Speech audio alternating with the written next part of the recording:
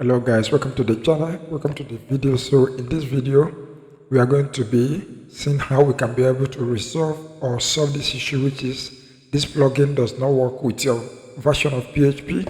Learn more about updating PHP. So in this video I will just show you how you can be able to do this in your cPanel.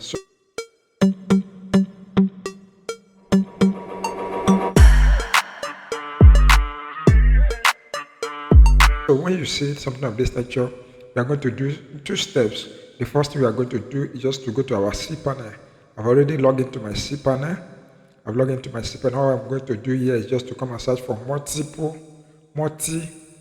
you see this Multi PHP Manager. You click on Multi PHP Manager, search for Multi PHP Manager. You scroll down, then this should be the domain name. This should be your domain. All you need to do, you will highlight this, you just select this.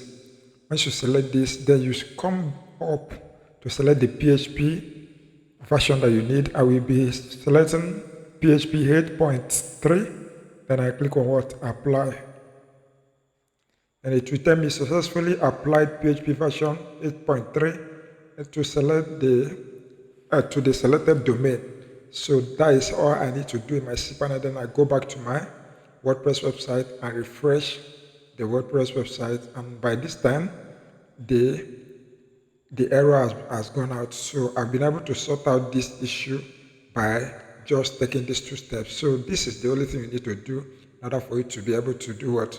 To sort out this issue regarding to having this PHP issue on your cPanel. So guys, I hope you have liked this video, you have subscribed, and see you in the next video. Bye for now.